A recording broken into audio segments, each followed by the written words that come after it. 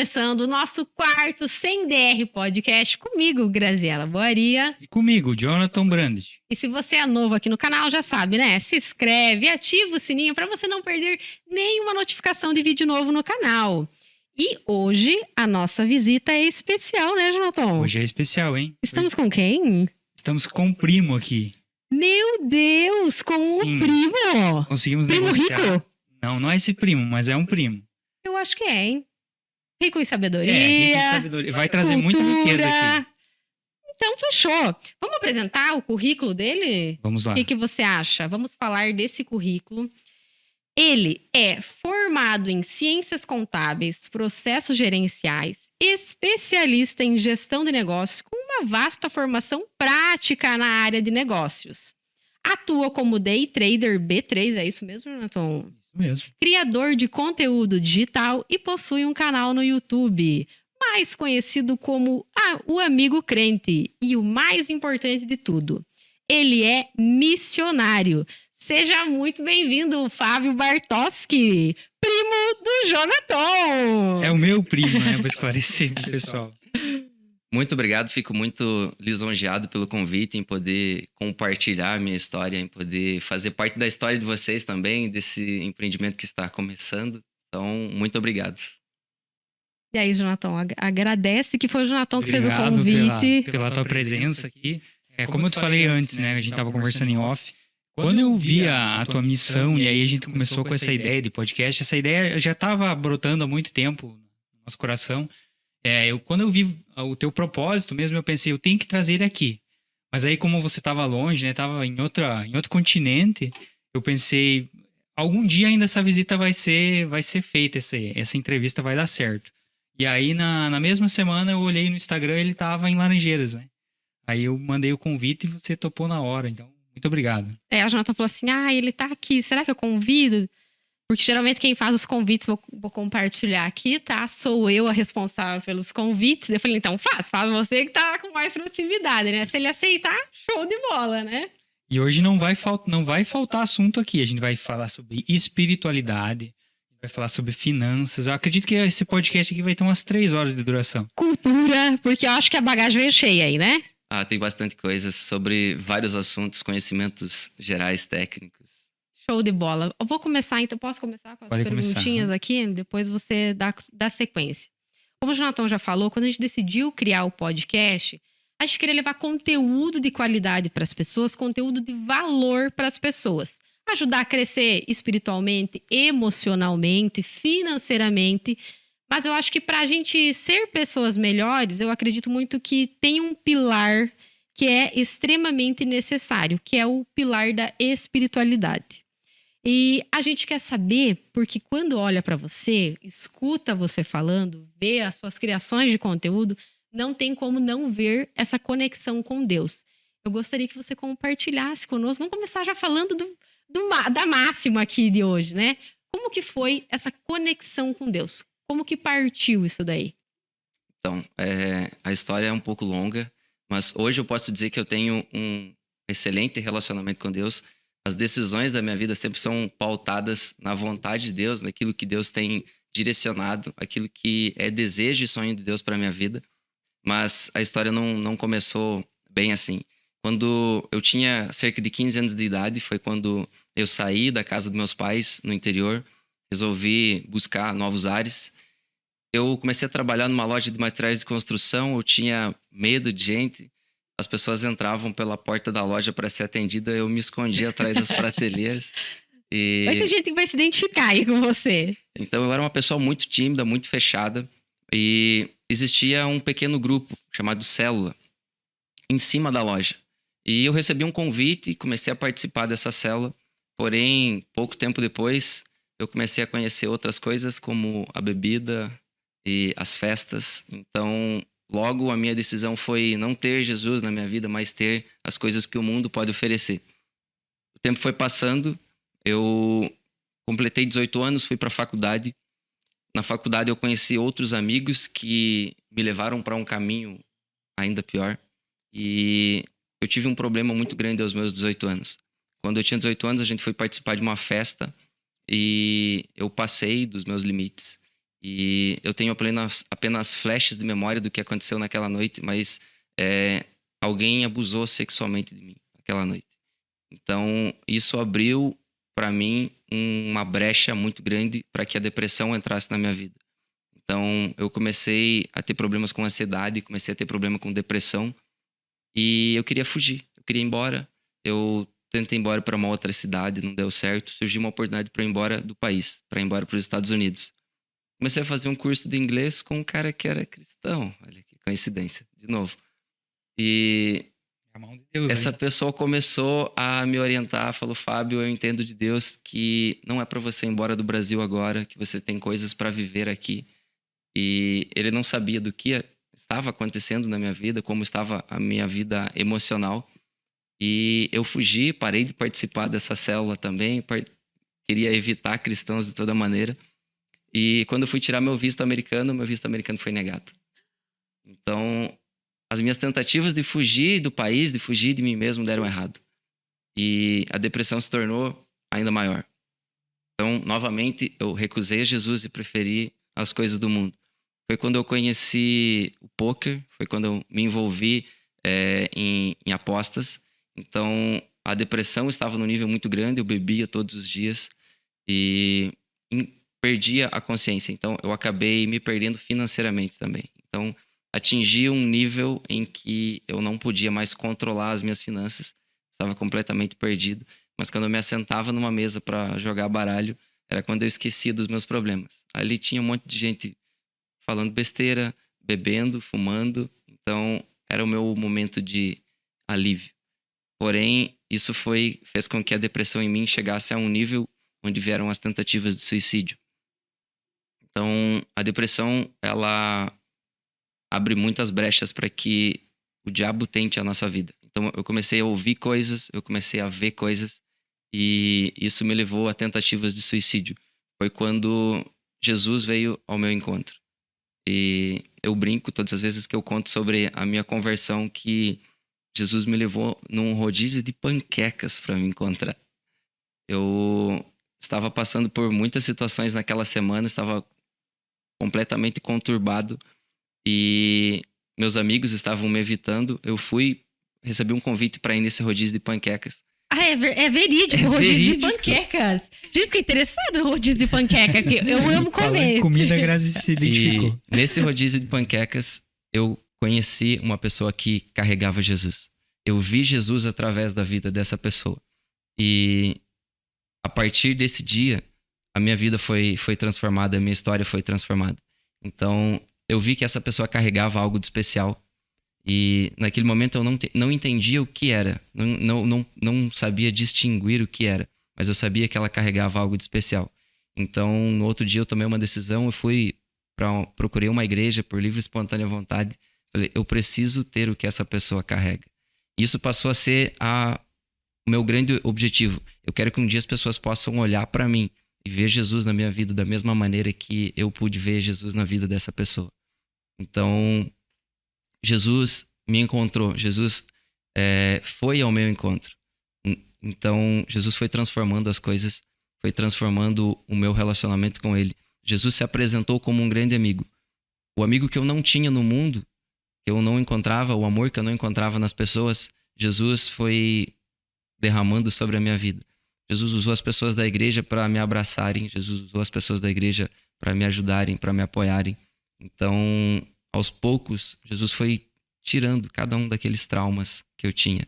Jesus foi curando as minhas feridas. Jesus foi tocando na minha depressão. Foi tocando em tanta coisa que eu estava machucado. Você chegou a tomar remédios? Não. Não chegou?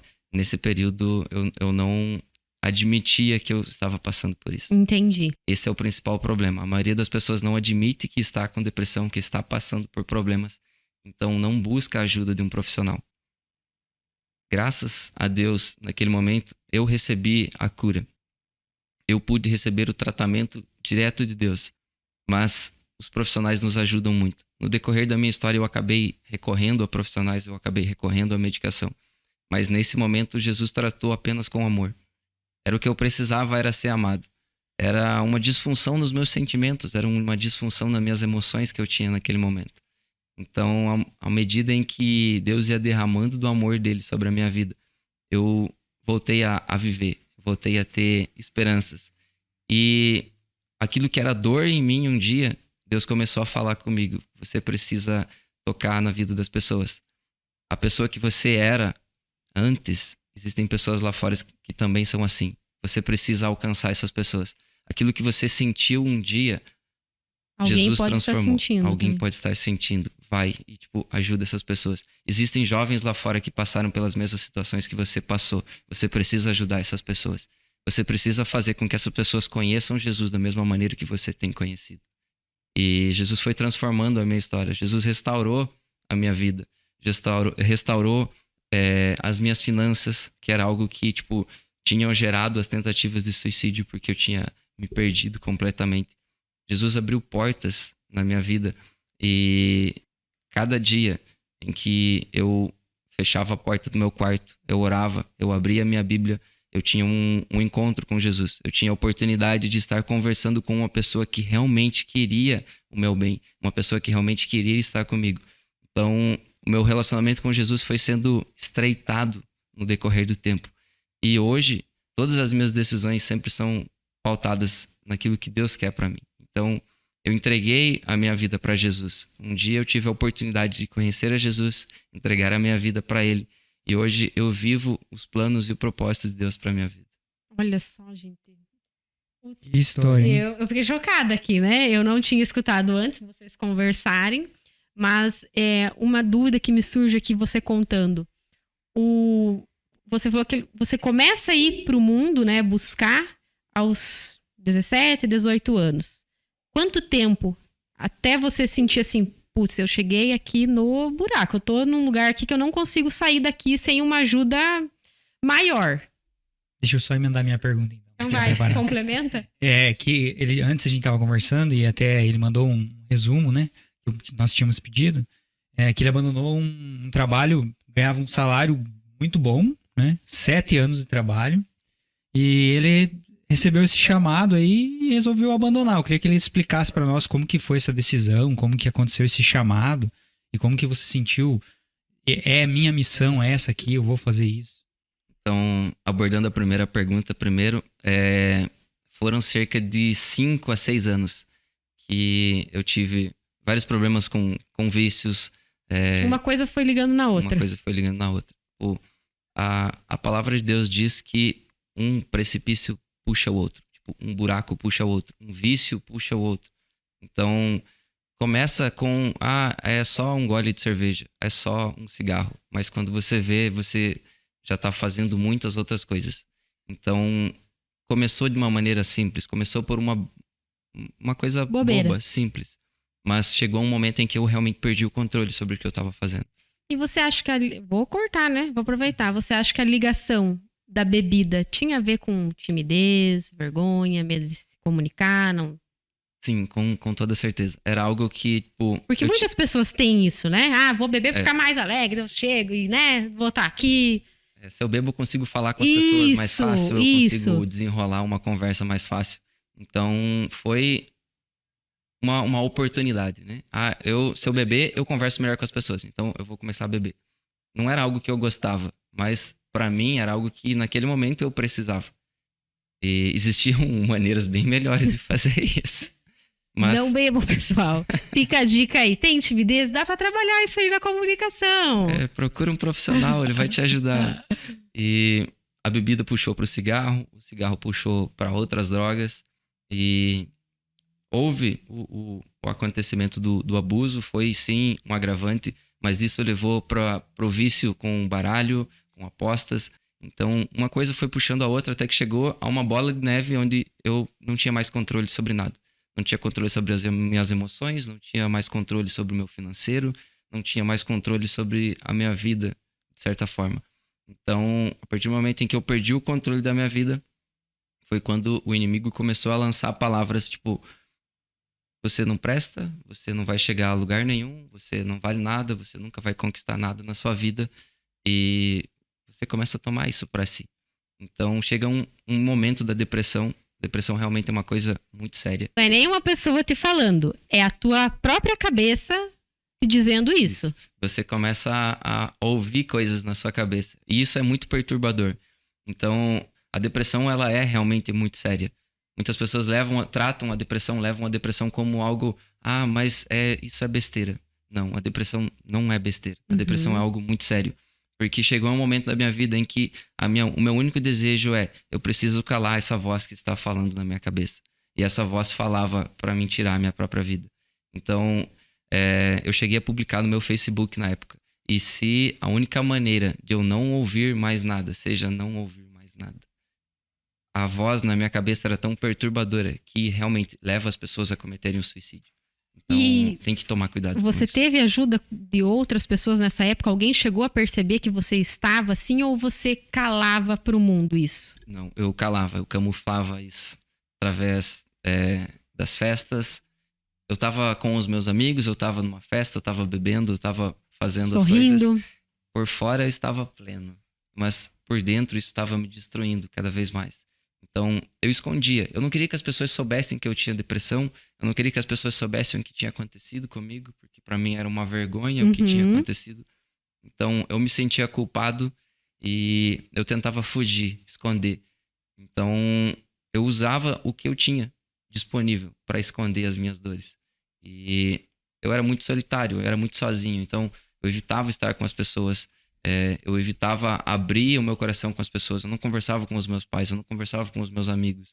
Então, o relacionamento com meus pais na época era muito ruim. E era tudo numa tentativa de fugir de mim mesmo, de fugir do meu eu. A depressão, chega numa proporção em que a pessoa se isola. Ela não quer mais estar com pessoas, ela não quer mais viver em sociedade. E ela chega em um nível onde a única saída para a pessoa realmente é o suicídio. A pessoa não vê uma outra saída. Então, a depressão ela precisa ser tratada. Ela precisa ser dado o devido cuidado para essas pessoas. Porque ela chega em um agravante onde a pessoa vai tentar o suicídio. Isso, existem maneiras de evitar. Então, passaram-se mais ou menos 6 a 7 anos que eu levei essa vida desregrada, por ser assim dizer, até que Jesus entrasse na minha vida. Quando Jesus entrou na minha vida, existe uma frase clássica que fala, Jesus virou a minha vida do lado do avesso, e eu entendi que o avesso era o lado certo. E tudo foi transformado. Jesus foi me mostrando que existiam pessoas boas, que eu poderia abrir o meu coração para alguém e essa pessoa não iria me machucar, que as pessoas poderiam ajudar uma a outra. Jesus foi me dando oportunidades e na época eu comecei a trabalhar em uma instituição financeira. Pode fazer um merchan grátis? Pode. Quem sabe eles viram patrocinadores. Alô, Sicredi? Então, Quem coopera, cresce. Quem coopera, cresce. Eu trabalhava no Sicredi na época e eu sou muito grato pelo meu gerente na época que me ajudou, viu que eu estava passando por essa situação, o início da minha conversão, que eu estava passando por problemas financeiros, ele segurou a minha barra. Então, Deus foi dando estratégias para que eu saísse das dívidas. E algo muito incrível que Deus fez é que com 23 anos eu assumi como gerente administrativo dentro do Sicredi. É um cargo de gestão, é um cargo onde é um cargo de confiança, onde exige uma responsabilidade. E eu fui a pessoa mais nova da cooperativa a assumir esse cargo. Em 32 anos da cooperativa, nunca alguém havia assumido esse cargo tão jovem. E essa foi a primeira porta que Deus abriu e me deu a oportunidade de me equilibrar financeiramente de novo. E Deus sempre era intencional em dizer, eu irei restituir tudo aquilo que foi perdido. Deus sempre voltava essa palavra para mim. O que você fez é passado. O que você fez de errado ficou para trás. O que você cometeu de pecado ficou para trás. Eu vou restituir tudo aquilo que foi perdido. Eu estou no controle da sua vida. Eu vou te dar direção. Eu vou te levar. Eu vou te conduzir. E a partir do momento em que você decide realmente entregar a sua vida para Jesus, permitir que Ele conduza, Ele vai nos dar boas direções. A palavra nos diz em Jeremias 29:11, eu sei os planos que tenho para vós. São planos de bem e não de mal. São planos de fazê-lo prosperar. Essa é a vontade de Deus para cada um de nós. Então, permitir que Ele conduza a nossa vida é algo muito bom, é algo muito incrível. Porque Deus, Ele é bom. Ele não vai querer que um dos seus filhos sofra, que um dos seus filhos passe por necessidade. Deus sempre vai dar uma direção. Então, Deus foi abrindo portas, Deus foi me colocando em lugares me conectando com pessoas. E quando eu tinha 26 anos, surgiu a oportunidade de eu assumir uma agência no Mato Grosso. O Sicredi no Mato Grosso é um dos maiores Sicredi do Brasil. Então, eu recebi uma oportunidade de assumir como gerente administrativo em uma das maiores agências do Sicredi do Brasil. Isso, para mim, era algo que eu não imaginava antes dos 30, 35 anos. Eu estava vivendo o auge da minha carreira, uma oportunidade ímpar. E eu entendi que isso era uma direção de Deus para minha vida. Então, quando eu assumi esse cargo, eu tive a oportunidade de zerar as minhas dívidas. Esse emprego me gerou um bom salário. Esse bom salário me permitiu que eu zerasse as minhas dívidas. Eu passei os meus primeiros 5 anos de conversão pagando as dívidas dos anos que eu cometi lá atrás de erros. O que eu queria te pedir? Você chegou a fazer empréstimos por causa dos jogos, alguma coisa assim? Isso? Muitos. Eu peguei tudo que eu podia pegar de limite para empréstimo. Eu estourei limite do cartão, eu estourei limite da conta. Aí houve um período em que eu trabalhava no Sicredi durante o dia e dava cartas no clube à noite para pagar a parte da dívida. Entendi. E chegou um momento em que o pessoal do clube não permitiu mais que eu fizesse isso, porque minha dívida estava muito grande, não era suficiente para sanar a minha dívida. Uhum. E então eu comecei a fazer fiado no clube, comecei a anotar o que eu perdia num caderninho no clube. Chegou um momento em que eles falaram: a sua dívida conosco está muito grande. A gente não pode mais anotar para você. Você tem cheque. E então eu comecei a descontar cheque, mas logo nos primeiros cheques eles voltaram. Então eles passaram a não aceitar mais meus cheques. Eu comecei a trocar cheque com a agiota. E então, resumindo, ele estava investindo alavancado. Não sabia o que eu estava fazendo, mas o estrago foi muito grande. Fábio, o que você já chegou a perder por noite? Teve várias vezes eu chegar, abrir o portão de casa, tipo, 7 horas da manhã, que eu virei a noite jogando e... Poxa, eu perdi 3 mil de novo. Eu perdi 5 mil de novo. Porque isso era recorrente. Eu jogava de segunda a segunda. Meu Deus. Então, às vezes eu ganhava 1, 2 dias na semana, mas eu perdia 4, 5. Então, às vezes eu ganhava R$1.000, mas quando eu perdia 3, eu perdia 5. Então, isso fez com que a minha dívida se tomasse uma proporção onde o meu pequeno salário de R$1.000 não era suficiente, tipo, para resolver nada do que eu tinha. Então, eu só consegui sair desse buraco porque Deus passou a conduzir as minhas escolhas, conduzir as minhas finanças, conduzir cada um dos meus passos. Então, Deus me deu a oportunidade de sair do buraco onde eu estava. Deus me deu estratégias para mim sair desse lugar. Eu, por mim mesmo, eu não via mais saída pro tamanho da dívida que eu tinha feito.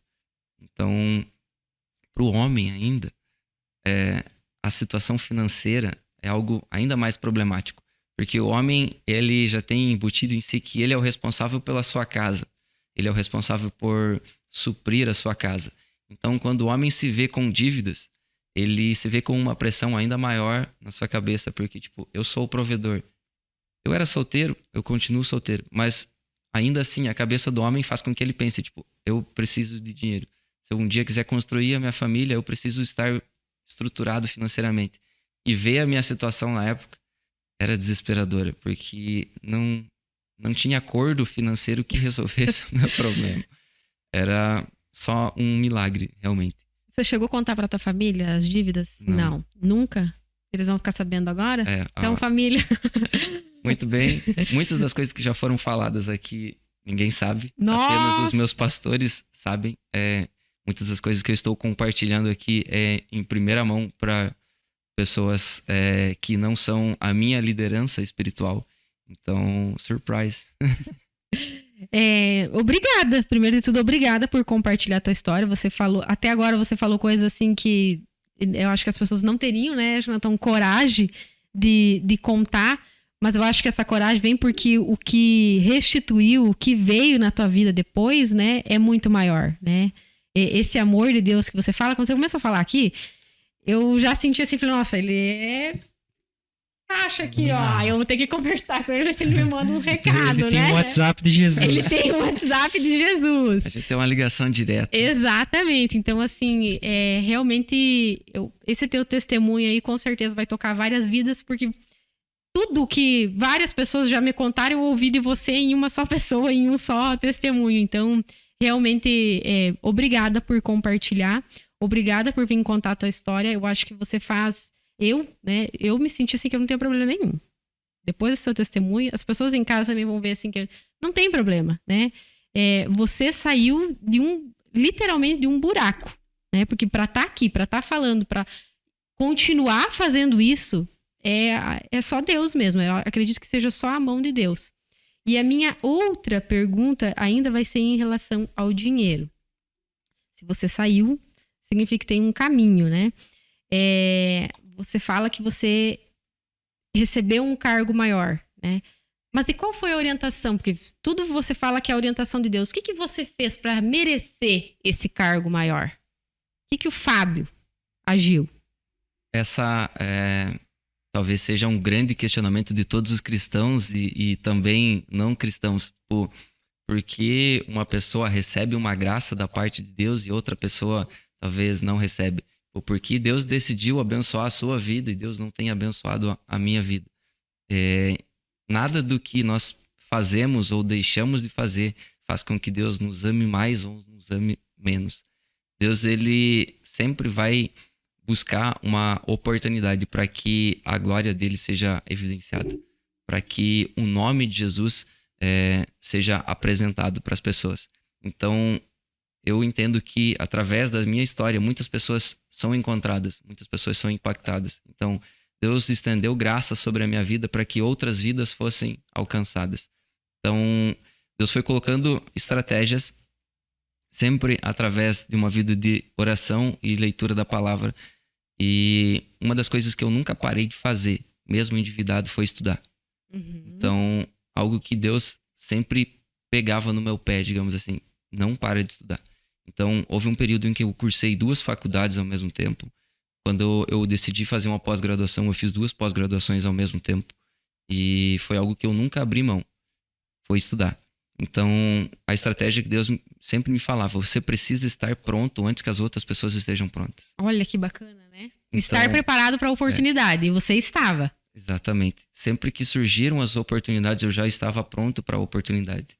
Sem saber que a oportunidade surgiria, eu estava pronto para aquela oportunidade. Foi algo que Deus sempre colocou no meu coração. Você precisa estar pronto. Deus, ele nunca vai chamar uma pessoa que ainda não está pronta. Então, talvez você ainda não esteja vivendo grandes sonhos na sua vida, porque você ainda não está pronto para viver esse grande sonho. Eu vou compartilhar aqui com você, acho que vai ajudar o pessoal de casa, né, nessa questão que você comenta aqui, que eu mesmo endividada, eu estava lá estudando, eu estava buscando conhecimento. Eu, né, trabalho aqui com a Unopar já faz mais de 5 anos. E muitas vezes as pessoas chegam aqui, eu preciso começar a estudar. Mas aí a gente já pensa, e quando que sai minha declaração de matrícula? Porque surgiu uma oportunidade, só que eu tenho que estar no 4º semestre.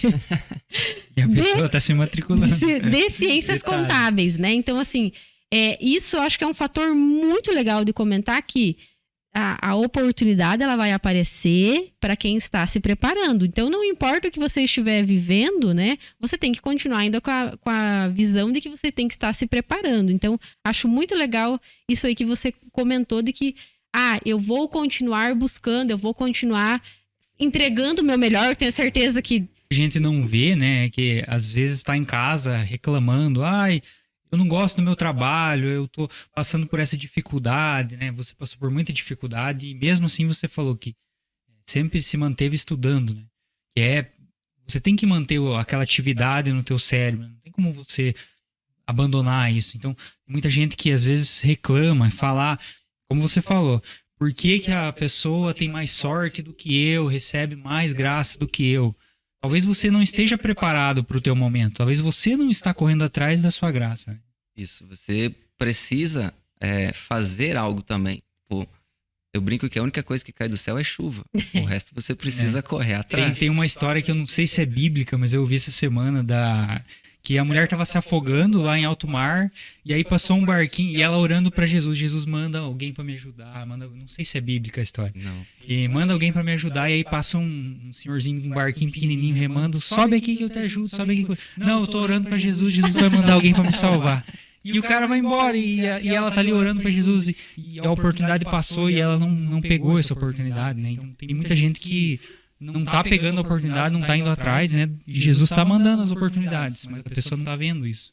Você precisa continuar fazendo a sua parte. Pô, Deus vai estender graça sobre a sua vida, Deus vai te dar a oportunidade para ter a sua vida transformada. Deus vai dar a oportunidade para você restaurar seu relacionamento com a sua família, por exemplo. Você restaurar o seu casamento. Mas se você não fizer nada... continuar agindo da mesma forma... nada vai acontecer. Você precisa ouvir a voz de Deus, mas você precisa agir também. Sempre vai precisar de uma decisão da sua parte e que você faça algo. Então, Deus ele estava movendo as coisas. Deus estava fazendo com que as coisas fossem melhores para mim, mas eu precisava fazer algo. Deus me pedia algo todos os dias. Deus pedia o meu esforço, a minha dedicação. Então, não é porque eu fiz algo que Deus me abençoou. Deus nos abençoa, Deus derrama graça sobre a nossa vida, porque esse é o caráter e a natureza dele, de abençoar os seus filhos. Mas a gente precisa fazer algo. Deus não vai se mover se você não estiver fazendo nada, se você estiver parado. Ou alguém parado não vai fazer Jesus conhecido. Você deitado na sua cama não vai fazer Jesus conhecido nas nações. Então, muitos dos milagres, e isso é um questionamento dos cristãos, poxa, mas por que ainda existe cegos? Por que ainda existe o paralítico, o coxo? Por que Deus não cura todo mundo? Porque é uma oportunidade para que o nome de Jesus seja conhecido. Se você estiver dentro da sua casa, o nome de Jesus não vai ser conhecido. Você precisa ir lá, bater na porta do seu vizinho e falar de Jesus para ele. Você quer receber uma graça financeira sobre a sua vida. Poxa, Deus, mas a minha situação financeira tá difícil. A situação lá em casa tá complicada. Mas aí, às 3 horas da tarde, eu tô sentado dentro de casa, esperando um emprego bater na minha porta, esperando uma promoção no meu trabalho acontecer assim, milagrosamente. Aqui eu escuto muito, ai, Deus que me ajude nessa prova. Mas não abriu o livro, não fez as atividades no AVA, não leu o conteúdo web, mas tá esperando que Deus ajude na prova. Então, a gente precisa fazer algo também. É algo que eu ouvi muito durante a minha escola de missões, eu vou compartilhar sobre isso também. Nós precisamos fazer uma parceria com Deus. Deus vai fazer a parte dele. Mas se você não fizer a sua parte, você não vai chegar a lugar nenhum. Pô, Deus deseja te abençoar, mas tira a bunda da cadeira e faz alguma coisa também. Essa frase que tá rotineira aqui, né? Essa frase tá rotineira aqui. Eu acho que é Deus mesmo mandando aí. Então, contextualizando, o Fábio tava lá em Cuiabá, né? Trabalhando num emprego bom, salário bom, tinha se livrado das dívidas, dos vícios. E aí, de repente, a gente vê o Fábio vai ser missionário. Explica pra nós como que foi essa mudança, essa transição. O que é ser missionário, explica né? Pra nós o que é ser missionário. A palavra de Deus, a Bíblia, nos fala em Mateus 28:19, ide por todas as nações e fazei discípulos, batizando-os em nome do Pai, do Filho e do Espírito Santo. Deus, ele tem o desejo de que todas as pessoas do mundo conheçam a ele, conheçam a Jesus. E quando Jesus veio à Terra, em seu último momento na Terra, a última instrução de Jesus para os homens foi: façam discípulos, vão às nações e preguem o Evangelho. E então, os discípulos de Jesus foram os primeiros missionários. Foram aquelas pessoas que foram para outras cidades, para outras regiões, para falar sobre Jesus, para fazer Jesus conhecido, para levar um Deus Pai, um Deus Criador para essas pessoas. Mas essa instrução que Jesus deu não cessa nos seus 12 discípulos. A gente vê Paulo, que é um homem de Deus que surgiu tempo depois, que foi talvez o primeiro grande missionário, que fez missões, que levantou igrejas, que sofreu por causa do Evangelho. Missionário é uma pessoa que às vezes vai precisar enfrentar algumas situações difíceis, mas é algo que Jesus nos falou enquanto ele ainda estava na Terra. A vida vai ser difícil, as coisas aqui na Terra vão ser difíceis, mas tem de bom ânimo, pois eu venci o mundo. Então Jesus falou, as coisas na Terra vão ser difíceis, mas continua confiando em mim, porque eu estive aqui, eu passei por isso. E, cara, dá para sobreviver. É difícil, mas você consegue.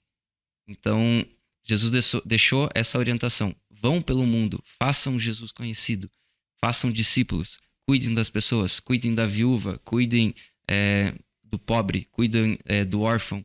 Então, é isso que um missionário faz. Ele leva a palavra de Deus, ele leva a mensagem do evangelho, ele apresenta Jesus para as pessoas, mas ele também é uma pessoa que ele precisa amar as pessoas. Então, ele vai para cidades, para lugares, para regiões, para levar o amor de Jesus, para brincar com as crianças, para dar uma esperança para aquele que está cansado, para levar a cura para aquela pessoa que precisa, para levar a esperança para uma pessoa que talvez estava tentando tirar a sua vida, que pensava que nada mais fazia sentido. Então, o missionário é aquela pessoa que carrega a mensagem do evangelho por onde ela vai. Então, até que a última pessoa do mundo tenha ouvido falar de Jesus, os missionários vão estar cruzando o globo todos os dias, pregando a mensagem do evangelho e fazendo Jesus conhecido. Mas isso era algo que eu não conhecia até cerca de 6 meses atrás. Nossa, é recentíssimo. Então, eu tinha uma vida com Deus, eu frequentava uma igreja, mas a minha vida com Deus ainda não era tão profunda quanto é hoje. Há quanto tempo que você posso falar, converteu? Eu me converti faz isso. 5 anos. 5 anos. Desde que eu conheci Jesus. Mas desde que eu me tornei missionário tem cerca de 6 meses. E isso era um mundo muito novo para mim. Eu já tinha ouvido falar sobre missões, já tinha ouvido falar sobre missionários, mas eu não conhecia nenhum. E nunca lhe passou pela cabeça de fazer isso? Não era algo que eu imaginava fazer em algum momento da minha vida. Porque eu sabia que o missionário é alguém que desprendeu-se de tudo e dedica a sua vida 100% para Jesus, 100% para o evangelho. Então, o missionário ele precisa abrir mão de muita coisa, de muitos sonhos, de uma carreira profissional, abrir mão de uma estabilidade financeira. Então, é algo que assusta num primeiro momento. Porque as pessoas pensam, cara, mas como é que eu vou construir minha família sendo um missionário? Como que eu vou ir para missões lá na Ásia se eu não tenho dinheiro? Deus vai prover, Deus vai dar estratégias, mas você precisa fazer alguma coisa também. Então, um missionário, na maior parte das vezes, ele realmente não trabalha. O missionário depende de outras pessoas, depende de financiadores. Se você é cristão e empresário, me liga, tá? Muitos missionários no Brasil... Até porque tem muitas pessoas que querem ajudar, né? Querem fazer a obra, né? Mas não tem essa disponibilidade que você tem, que você colocou aí na tua vida, né? Então, eu acredito que também há essa forma de ajudar, né? Então, Isso. Eu não vou ir, mas eu tenho condições de ajudar o Fábio que vai fazer isso, né? Então, eu acho que em questão de olhar, Deus vai estar olhando da mesma forma, porque você está fazendo um sacrifício também, né? Assim como eu, existem milhares e milhares de missionários, não só no Brasil, mas no mundo todo, em todas as nações onde existem cristãos, existem missionários. E todos esses missionários, em algum momento, vão precisar de uma ajuda financeira. Então, as pessoas... A missão ela é feita de três partes, pode-se assim dizer. Aquela pessoa que se desprendeu de tudo e entendeu de Deus que o chamado dela é o ID. E essa pessoa vai para as nações. Existe aquela pessoa que fica em oração e intercessão. Então, não adianta de nada você ir e você não ter uma vida de oração e não ter alguém que te ajude em oração e intercessão. Então, esse é um pilar muito importante. Ter pessoas que oram por você, ter pessoas que intercedem pela sua vida. Mas existe um pilar também muito importante, que é o pilar financeiro. Então, essas pessoas necessitam de pessoas que os ajudem financeiramente. E existem muitos missionários que desistem da vida missionária porque não veem um apoio financeiro, se veem sem dinheiro, e o dinheiro é o que hoje, infelizmente, mais tira missionários do campo. Então, como que Jesus vai ser conhecido se essas pessoas estão desistindo? Muitos escolhem se tornar missionários sem uma palavra. E isso acaba dificultando. Então, sempre que Deus está te chamando para ir para as missões, Ele é o principal interessado em que você vá para as missões. Então, Ele é a primeira pessoa que vai fazer algo para que você vá, para que você tenha condições financeiras. Mas você precisa ir atrás de pessoas que vão te suprir financeiramente. Então, novamente, você precisa fazer alguma coisa para que Deus faça alguma coisa. E eu não conhecia nada sobre missões, eu estava no Mato Grosso, vivendo o auge da minha carreira. Ganhando bem? Ganhando bem. Investindo? Era o meu sonho, ou investindo. Não? Nessa época eu tinha feito a minha mentoria com o Thiago Nigro, com o Primo Rico, sobre investimentos. Estava estudando para tirar certificações do mercado financeiro, para que eu pudesse também sugerir investimento para as pessoas. Era algo que eu sempre gostei, o ramo dos investimentos. Eu estava vivendo a melhor fase da minha vida. Tinha se livrado das dívidas, tinha um bom carro, um bom apartamento, um bom trabalho. Tudo que as pessoas veem como ideal. Foi quando Deus... Pra idade que tu tá, né? Eu tinha 27 anos, ainda tenho, né? Mas eu tava com 27 anos, era algo que eu não imaginava antes dos 30, 35 anos. Há 6 meses, então, você estava em Cuiabá, gerente do Sicredi, auge. Trabalhando tudo 100%. Então, um certo dia, Deus começou a falar comigo. Eu te perguntei isso no off e agora eu vou reforçar, porque as pessoas vão pensar a mesma coisa que nós pensamos, né? Sim. Deus falou comigo. Como é que foi? Ele mandou um WhatsApp, direct no Instagram? Ele veio lá em casa. Conta pra nós como é que foi essa experiência.